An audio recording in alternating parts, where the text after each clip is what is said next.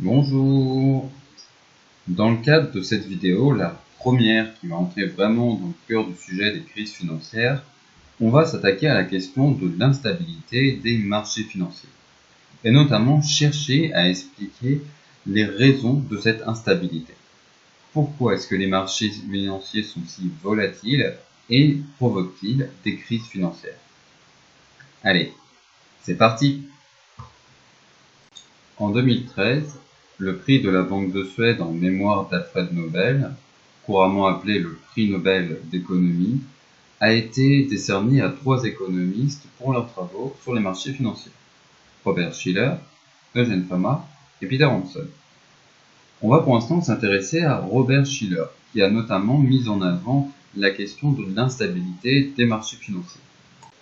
Pour ce faire, Robert Shiller a notamment étudié l'évolution d'un indicateur, le rapport prix-bénéfice des actions, ce qu'on appelle en anglais le Price Earning Ratio, donc PER, en prenant en compte en l'occurrence les actions et les bénéfices, donc les dividendes sur une moyenne de 10 ans. Si les marchés financiers étaient stables, on devrait s'attendre à ce que ce rapport soit stable aussi. Une augmentation du prix des actions devrait refléter une augmentation des dividendes associés à ces actions. Si on est prêt à payer plus pour acheter une action, c'est parce qu'on pense que cette action va nous rapporter plus. Or, quand on voit ce graphique issu des travaux de Robert Shiller, on voit bien que le PER n'est pas du tout stable, que non seulement il fluctue à court terme, à la limite on pourrait estimer que ce sont des ajustements du marché, mais qu'il a même des variations à plus long terme avec des pics et des chutes brutales. Cela reflète bien l'instabilité des marchés financiers. Cette instabilité des marchés financiers est notamment causée par l'existence de bulles spéculatives. On peut définir une bulle spéculative comme l'augmentation de la valeur d'un titre financier sans lien avec l'évolution de sa valeur fondamentale. Je répète, une bulle spéculative désigne l'augmentation de la valeur d'un titre financier sans lien avec l'évolution de sa valeur fondamentale. Et c'est ce qu'on a bien vu sur ce graphique, le prix des actions augmente sans forcément que cela corresponde à une augmentation des bénéfices et donc de la santé de l'entreprise en question. Il faut maintenant se demander d'où viennent ces bulles spéculatives.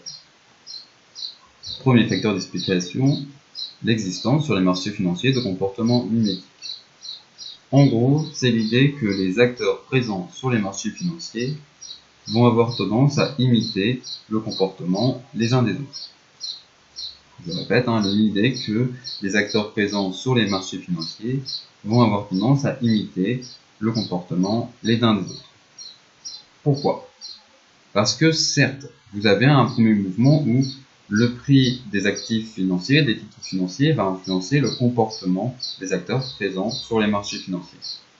Si ces acteurs pensent que le prix est trop bas et qu'il va augmenter, ils vont avoir plutôt tendance à acheter cet actif financier pour pouvoir le vendre ensuite plus cher. Si à l'inverse, ils pensent qu'il est trop cher et qu'il va diminuer, ils vont avoir tendance à revendre cet actif pour éventuellement le racheter plus tard. Mais en même temps, dans l'autre sens, le comportement des acteurs présents sur les marchés financiers va influencer le prix de ces actifs en jouant sur la question de la demande, s'il y a beaucoup de demande ou à l'inverse peu de demande. Finalement, c'est un peu comme si vous pariez sur un match de foot et qu'en fonction de vos paris, cela donnait un avantage sur l'équipe sur laquelle vous pariez, ou à l'inverse, cela donnait un handicap sur l'équipe contre laquelle vous pariez. Dans cette perspective, vous avez plutôt intérêt à faire comme les autres plutôt qu'à prendre un comportement diamétralement opposé. Pourquoi? Parce que si tous les autres pensent que le prix de cette action va augmenter, même si vous pensez que c'est totalement pas justifié, qu'il n'y a rien dans la situation de l'entreprise qui permet de justifier l'idée que cette entreprise va faire plus de bénéfices, verser plus de dividendes et donc que cette action va valoir plus, vous pensez que c'est totalement pas justifié, mais tous les autres le pensent. et ben, ce qu'ils vont faire, c'est qu'ils vont chercher à acheter cette action pour justement en tirer des bénéfices. Or, cette augmentation de la demande sur cet actif va conduire naturellement à une augmentation de son prix. Et donc, en effet, si vous achetez aujourd'hui cette action, elle va valoir plus cher demain et vous pourrez éventuellement la revendre demain avec un bénéfice. Par conséquent, si vous décidez de ne pas acheter cette action aujourd'hui, parce que vous pensez que ceux qui pensent que la valeur de cette action va augmenter se trompent, vous faites une erreur, puisque de fait, simplement parce que les gens cherchent à acheter cette action, ils vont provoquer l'augmentation du prix de cette action qu'ils anticipaient. Et évidemment, on a le raisonnement inverse pour la baisse du prix des actions. Si les acteurs présents sur les marchés financiers, les autres acteurs en tout cas, pensent que le prix de cette action va baisser, même si vous pensez que c'est totalement pas justifié, que la situation de l'entreprise ne devrait pas se dégrader brutalement prochainement, les autres acteurs vont chercher à vendre cette action et vous allez avoir une baisse de la demande et une augmentation de l'offre de cette action qui va provoquer un effondrement de son prix. Donc si vous avez gardé votre action en vous disant non mais de toute façon ça ne va pas baisser, bah, vous allez vous retrouver avec une action qui vaut beaucoup moins cher que le prix auquel vous l'aviez acheté en premier lieu. Et ça nous amène finalement à l'idée de prophétie autoréalisatrice. L'idée qu'on pense que quelque chose va se passer, et donc on cherche à se préparer à cet événement futur, et en fait, c'est toutes nos actions qui ont pour but de se préparer et d'anticiper cet événement futur qui provoquent cet événement futur. Un phénomène qui est d'ailleurs bien connu de tous les fans de science-fiction, de films sur le voyage dans le temps. En l'occurrence, là, on l'a vu, c'est parce que les acteurs pensent que ce prix va augmenter ou va diminuer et qu'ils cherchent donc à acheter cet actif financier ou à le revendre, à l'inverse, qu'ils provoquent eux-mêmes une augmentation ou une baisse du prix de ce titre financier. Dans le cas de comportements mimétiques, pour prévoir l'évolution du prix d'un actif financier, vous devez donc à la fois faire attention à la situation réelle de l'entreprise concernée, mais aussi aux opinions et aux anticipations des autres acteurs, car eux-mêmes peuvent provoquer, comme on l'a dit, l'augmentation ou la baisse du prix du titre financier.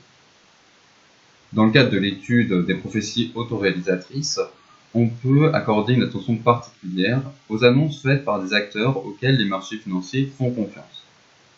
Si l'un de ces acteurs annonce par exemple une augmentation du prix d'une action, s'il dit « moi je pense que cette action-là, son prix est trop bas et qu'il va augmenter, sa situation va s'améliorer plus tard », vous allez avoir des personnes qui vont faire confiance à cet acteur, qui vont se dire « ah tiens, il a dit que ça va augmenter, donc j'ai intérêt plutôt à en acheter aujourd'hui et à le revendre plus tard pour me faire un bénéfice ».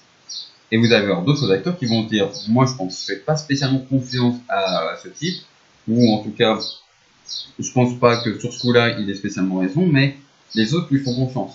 Donc les autres vont acheter et vont provoquer une augmentation du prix. Donc j'ai plutôt intérêt à suivre le mouvement et à du coup acheter cette action pour la revendre plus tard, parce que même si je pense que c'est pas fondé, les autres vont le faire et vont provoquer cette augmentation du prix.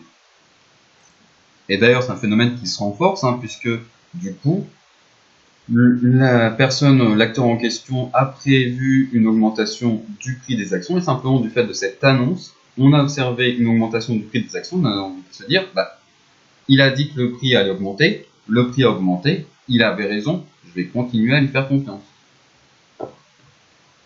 Alors généralement, parmi ces acteurs auxquels les marchés financiers font confiance, on retrouve des institutions importantes, comme les banques centrales nationales, mais on trouve d'autres acteurs aussi moins institutionnels, comme par exemple Elon Musk, où on a vu que clairement ses annonces et ses opinions, par exemple sur les crypto-monnaies, ont provoqué des fluctuations, des augmentations brutales, des chutes brutales de la valeur de ces actifs. Un autre facteur d'explication de l'instabilité des marchés financiers est la question de la recherche du profit et de la prise de risque par les acteurs présents sur les marchés financiers. Alors, soyons clairs, la question de la prise de risque et l'existence d'acteurs prêts à prendre plus de risques que les autres, c'est quelque chose de parfaitement normal et même nécessaire pour n'importe quel marché, notamment pour les marchés financiers. Par exemple, si vous avez peur que le prix de l'action que vous venez d'acheter va baisser, vous pouvez prendre une assurance et faire un contrat avec quelqu'un où vous dites si jamais le prix de cette action baisse, vous me la rachetez automatiquement pour tel prix fixé à l'avance et je vous paye. Donc vous, comme ça, vous êtes protégé contre le risque que l'action baisse parce que vous êtes sûr que quelqu'un va vous la racheter à un prix que vous avez fixé à l'avance et cette personne va se dire que, en fait, finalement, entre ce que vous lui payez et le fait que c'est peu probable que le prix baisse autant, elle se dit qu'elle va quand même y être gagnante. Donc, elle prend un peu plus de risque que vous, mais elle pense qu'elle va être gagnante, et donc ça, c'est parfaitement normal, ça permet de faire des profits sur les marchés financiers, absolument aucun problème. Le problème, c'est quand ces risques deviennent excessifs. Et finalement, au bout d'un moment, ils vont tous s'effondrer. Et ces risques excessifs sont renforcés par l'existence d'aléas moraux sur les marchés financiers. Alors, petit rappel de première sur ce que c'est qu'un aléa moral. L'aléa moral est la situation où un acteur a un comportement inadéquat car il sait qu'il est protégé par un contrat.